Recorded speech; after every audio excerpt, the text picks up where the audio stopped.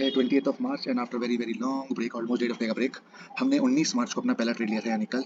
But unfortunately उसको हम record नहीं कर पाए थे। तो पहले वो ट्रेड को हम रिकॉर्ड कर लेते हैं ताकि हम फ्यूचर में एनालाइज के काम आए, और आज की ट्रेड्स हम लोग फिर आज का मार्केट हम लोग बाद में एनालाइज करेंगे। तो ट्रेड हमने लिया था रिलायंस में। ये लाइन हमने ड्रॉ करती है, मतलब ये आज जो है लाइव मार्केट चल रहा है। इससे पहले जो हमने ट्रेड ली थी कल, वो हम डिस्कस करेंगे। हम देखते हैं कि रिलायंस का स्टॉक इतने दिनों में, इस 1.5 हफ्ते में बिल्कुल डाउन ट्रेंड में आया है, और डाउन ट्रेंड में आके ये एक रिट्रेसमेंट के लिए ऊपर जा रहा है। बट इतना डाउन ट्रेंड आने के बाद ये जो अप मूव आया है, क्या ये सच में एक रिट्रेसमेंट है इस डाउन मूव का, या फिर सिंसियरली किसी सपोर्ट से ये ऊपर उठ रहा है? वो चेक करना हमारे लिए जरूरी था, क्योंकि अगर रिट्रेसमेंट होता है तो हम लोग किसी ट्रेंड लाइन ब्रेक पे इसकी शॉर्ट एंट्री प्लान कर सकते हैं। पर अगर सपोर्ट से उठ रहा है तो हमें देखना पड़ेगा कि कहीं हम सेलिंग पे जाएं और बायर्स हमें ट्रैप कर लें। उसीलिए हम लोग देखते हैं पीछे जाके, तो हम लोग नोटिस करते हैं कि ये एरिया पूरा सपोर्ट जोन है, जिसमें यहाँ से उठा था मार्केट एक बार, स्टॉक दूसरी बार यहाँ से उठा और तीसरी बार यहाँ पे आया है। तो तीसरी बार आया है तो स्टॉक रेजिस्टेंस जो सपोर्ट है वो इतना कमजोर नहीं हुआ है, कहीं ना कहीं एक अच्छा पुल बैक आना बाकी है। और हमें वैसे भी सेलिंग के लिए अगर श्योरिटी चाहिए, तो ये सपोर्ट जब ब्रेक करता है, ये सपोर्ट एक बार ब्रेक हो जाएगा, फिर ये रेजिस्टेंस बनेगा यहाँ, फिर नीचे हो जा सकता है। तो फिलहाल वो सपोर्ट पे है, तो हमें यहाँ पे अगर बाय साइड जाना है, सपोर्ट पे अगर सेल साइड जाना है तो कुछ रीजंस चाहिए जहाँ पे कंफर्मेशन मिले कि बायर्स हार चुके हैं, सपोर्ट पे बायर्स नहीं है। और अगर हमें सेल साइड जाना है तो भी हमें रीजंस चाहिए होंगे, क्योंकि अगर यहाँ पे बायर्स हैं तो सेल साइड जाने के लिए भी हमें कुछ रीजंस चाहिए होंगे, इससे पता लगे कि बायर्स हार चुके हैं। और अगर बाय साइड जाना है ऑन द अदर हैंड, तो ऑब्वियसली हमें रीजन चाहिए ही, क्योंकि स्टॉक डाउन ट्रेंड में है और अब हम प्लान कर रहे हैं बाय साइड जाने का। तो इसी रीजंस को हम ढूंढते हुए प्लान करते हैं कि ये रिट्रेसमेंट जो है वो यूँ आ रहा है, यूँ इस तरीके का रिट्रेसमेंट आया है। और ये है सपोर्ट जोन। सपोर्ट जोन को हम लोग थोड़ा नीचे मार्क कर लेते हैं ताकि बेटर व्यू मिले। ये सपोर्ट जोन है, सपोर्ट जोन से स्टॉक ऊपर उठ रहा है। तो अगर इसको सेल साइड जाना है तो हमें बायर्स का ना होना प्रूव करना है, मतलब यहाँ पे कोई पैटर्न ब्रेक डाउन आए, या फिर यहाँ पे ये जो ट्रेंड लाइन को फॉलो करते हुए स्टॉक ऊपर जा रहा है, इसको ब्रेक करे और ये वाला सपोर्ट जो है इसको ब्रेक करे, तब हम मान सकते हैं कि बायर्स अब यहाँ पे अवेलेबल नहीं है, उनके सपोर्ट टूट चुके हैं और स्टॉक जो है वो नीचे जाने की तैयारी कर चुका है। तब हम मानते हैं कि हमें सेल साइड जाना है। और बाय साइड जाने के लिए हमें कुछ रीजन चाहिए, तो वो हमने ढूंढे कि स्टॉक ने नीचे आने के बाद सपोर्ट पे यहाँ एक डबल बॉटम पैटर्न बना के ऊपर ट्रैवल किया है। डबल बॉटम पैटर्न बनाने के बाद ऊपर ट्रैवल किया है विद अपकमिंग रेजिस्टेंस टारगेट्स हो सकते हैं ये और यहाँ हो सकते हैं। तो स्टॉक अभी वहाँ तक रीच नहीं किया है, तो कहीं ना कहीं इसके रिट्रेसमेंट पे जो डबल बॉटम का पैटर्न का ब्रेकआउट आया, इसके रिट्रेसमेंट पे हम अपनी बाय एंट्री प्लान कर सकते हैं। और अगर नीचे आने के बाद, यहाँ से नीचे आने के बाद अगर ये रेजिस्टेंस भी तोड़, ये सपोर्ट भी तोड़ देता है, तो हम सेल साइड जाते। पर फिलहाल हम बाय साइड वेट कर रहे थे जब तक सपोर्ट ब्रेक नहीं हो रहा था।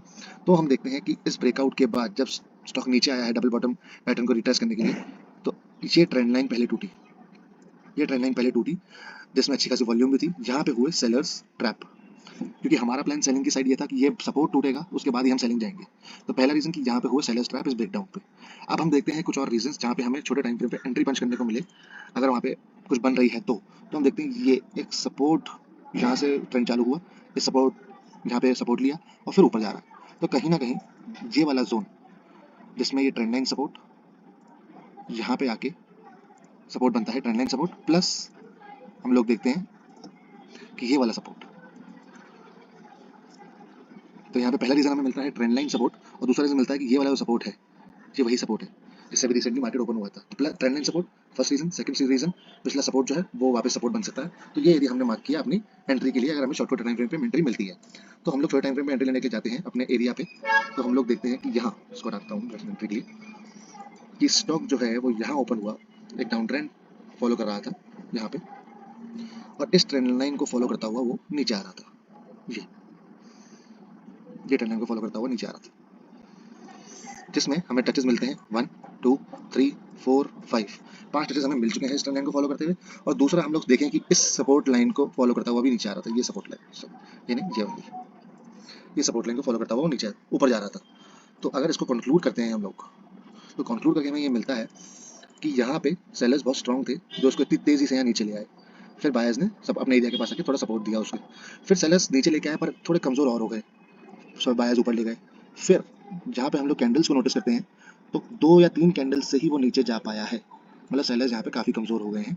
अब बायर्स यहाँ पे से फिर से ऊपर ले गए और एक सक्सेसफुल ब्रेकआउट दिया 5 टचेस के बाद। तो कहीं ना कहीं इसको थोड़ा जूम आउट करके देखते हैं हम लोग, तो हमें दिखता है एक फॉलिंग वेज पैटर्न, जिसमें पता लगता है कि सेलर्स की पावर कमजोर हो गई है। 5 टचेस के बाद छठी कैंडल पे इस पे अच्छा खासा वॉल्यूम ब्रेकआउट हमें देखने को मिला।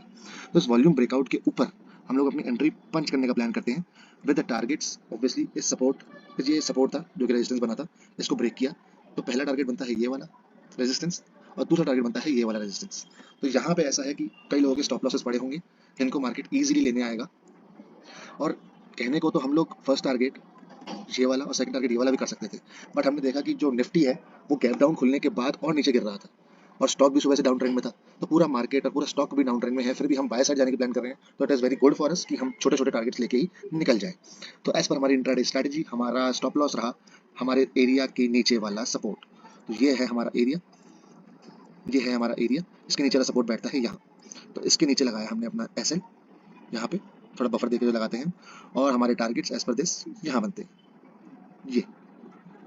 पर फिलहाल जब यहाँ पे आर रेशो नहीं बैठ रहा था तो हमने वेट किया, और जैसे ही यहाँ पे ग्रीन कैंडल फॉर्म हुई नीचे आके वापस, इसके ऊपर हमने एंट्री पंच की और हमारा आर रेशो 1:0.8 के आसपास बैठ गया। और हम देख रहे हैं कि स्टॉक बहुत खूबसूरती से, ज़्यादा डिफरेंस ना क्रिएट करते हुए, ज़्यादा कुछ प्रॉब्लम ना फेस करते हुए, कुछ ही मिनट्स में 12:30 के अराउंड, मतलब अराउंड 12:15 के अराउंड हमने ट्रेड लिया था, और 12:30 यानी 15 से 20 मिनट के अंदर अंदर हमारा टारगेट हमको देके हमने अपना डे क्लोज कर दिया, क्योंकि हम लॉन्ग टाइम के बाद आ रहे थे, इसलिए ट्रेड भी हमने छोटी क्वांटिटी वाले में लिया था, बहुत लॉन्ग टाइम बाद हमने ट्रेड किया था। तो अच्छा हुआ कि हमने ट्रेड क्लोज भी कर दिया, it was a confident day, और गुड कि हमें बहुत कुछ फॉलो अप करने के लिए हम लोग पेशेंसली वेट कर पाए, जिसमें हमने नोटिस भी किया कि बड़े टाइम फ्रेम पे कैसे बड़ी कैंडल को देख के लोग ट्रैप हुए होंगे सेलिंग साइड, और नीचे छोटे टाइम फ्रेम पे आके कैसे ये पैटर्न बना, कैसा ये ब्रेकआउट हुआ, कितने टचेस के बाद सब कुछ हुआ, एवरीथिंग वाज इन रिमेम्बरेंस, सब कुछ पता था हमें, सब कुछ याद था हमें थैंकफुली, और टारगेट अचीव हुआ। और हम देख सकते हैं कि आगे अगर फॉलो थ्रू करें तो जो टारगेट हम बात कर रहे थे ये वाले की, वो भी आराम से अचीव हुआ है। कहीं ना कहीं जो ऊपर वाला सबसे ऊपर वाला टारगेट था यहाँ पे कहीं, वो भी अचीव ऑलमोस्ट ऑलमोस्ट हुआ है। तो दैट वाज द डे, और इसके बाद हमने डे क्लोज किया एक बेटर अंडरस्टैंडिंग के लिए, एंड दैट वाज इट।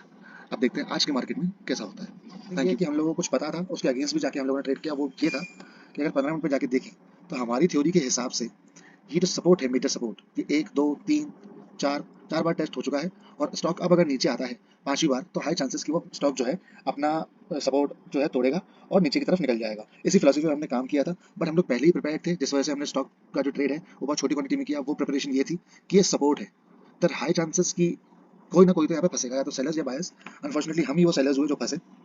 किस तरीके से वो हम देख लेते हैं यहाँ पे, कि स्टॉक नीचे आ रहा था, फ्लैग पैटर्न को तोड़ के वो और नीचे आया, ये फ्लैग पैटर्न को ब्रेक किया, नीचे आया ये सपोर्ट के पास, ये सपोर्ट को ब्रेक किया, तो अगर यहाँ से रिट्रेसमेंट आके यहाँ तक जा सकता था, पर स्टॉक जब यहाँ पे आ चुका नीचे, तब हमने अपनी सेल एंट्री ट्राई करने की कोशिश की विद असम्पशंस कि अब 5वीं बार आ रहा है तो हाई प्रोबेबिलिटी कि ये उसको तोड़ देगा सपोर्ट को।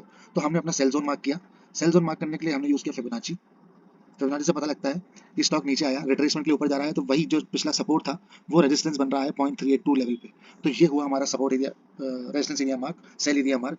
छोटे टाइम फ्रेम में हम लोग एंट्री लेने के लिए गए, तो यहाँ पे हमें high low and first breakdown मिला, जिस पे हमने एंट्री अपनी पंच की with the targets of being 1 2 and 3। पर पहले ही हम लोग प्रिपेयर थे, कहीं ना कहीं हम ट्रैप हो सकते हैं, क्योंकि हम सपोर्ट के पास सेलिंग कर रहे हैं। तो जैसे ही हमें दिखता है कि बड़ी कैंडल्स के साथ स्टॉक ऊपर आया, पिछले रेजिस्टेंस को भी इसने अच्छी खासी क्लोजिंग दी ऊपर, तो हम लोग वहाँ पे निकल गए। तो गुड थिंग इज कि हम लोग एक्टिव थे, कि हमें पता लग रहा था हम किस डायरेक्शन में जा रहे हैं, क्या कर रहे हैं। पर बैड थिंग ये कि थोड़ा सा जो पेशेंस टेस्ट करना था हमें वो रह गया, बट इंस्टेड मैं उसको इग्नोर करूंगा और आगे बढ़ूंगा इस पोजीशन पे कि हम लोग एक्टिव रहे इस ट्रेड में और चांसेस लिए, सीखने को मिला। अब बात करते हैं एक और ट्रेड की जो हमने पंच किया हुआ है, वो है रिलायंस में, जो कि ये ट्रेड यहाँ पे पंच चल रहा है अभी भी। इसका लॉजिक भी हम लोग देख लेते हैं पहले ही। इसका लॉजिक ये कहता है, 15 मिनट के टाइम फ्रेम पे आते हैं हम लोग, तो हम देखते हैं कि यहाँ पे स्टॉक एक डाउन ट्रेंड में था और डबल बॉटम पैटर्न बनाया इसने पुराने सपोर्ट के पास आके।